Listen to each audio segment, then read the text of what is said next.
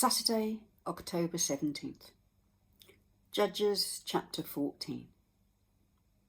One day when Samson was in Timnah, one of the Philistine women caught his eye. When he returned home, he told his father and mother, "A young Philistine woman in Timnah caught my eye. I want to marry her. Get her for me." His father and mother objected. "Isn't there even one woman in our tribe or among all the Israelites you could marry?" they asked. "Why must you go to the pagan Philistines to find a wife?" But Samson told his father, "Get her for me. She looks good to me." Reading the story of Samson in 21st century Britain, it seems like a world away. Because it was. I don't know how anyone would react in today's world if somebody came home and said, "A young woman has caught my eye, get her for me." Or how we might feel about a family saying, "Don't marry this person, they're outsiders, they're not like us."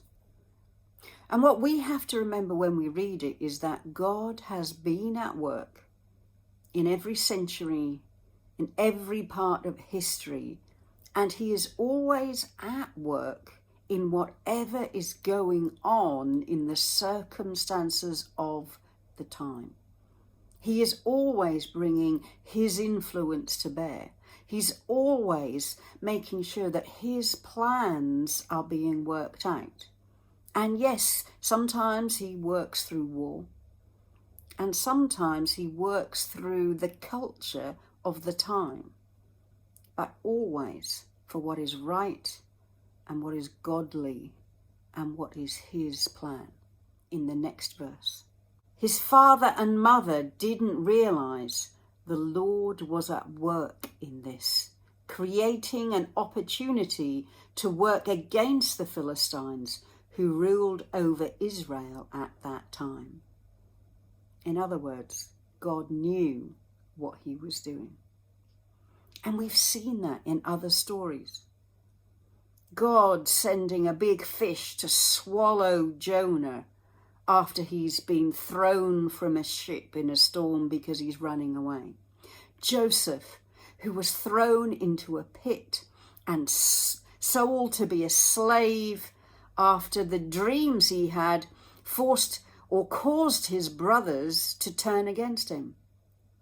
Abraham, who had to take his son to the top of a mountain and raise a knife to sacrifice him before God intervened. I can't promise you that every circumstance that is painful or hurtful is God's way of bringing your attention to his plan. I can't promise you that some of the evil in the world, some of the sin in the world won't cause pain, and you may never know why God allows you to go through it. All I'm suggesting today is to look out, to see what you can learn, to look back after tough circumstances have been and gone and see if you can recognize God's hand in it. See if something you have learned has made you better prepared to be the person God wants you to be in the future, has enabled you to witness in a way that you would never have been able to witness before. The most important thing is to know, no matter what's happening, no matter what circumstance you find yourself in, God is still in control. He does have a plan, and you can still be part of it if you're ready, willing, and able. I'll see you tomorrow. Bye.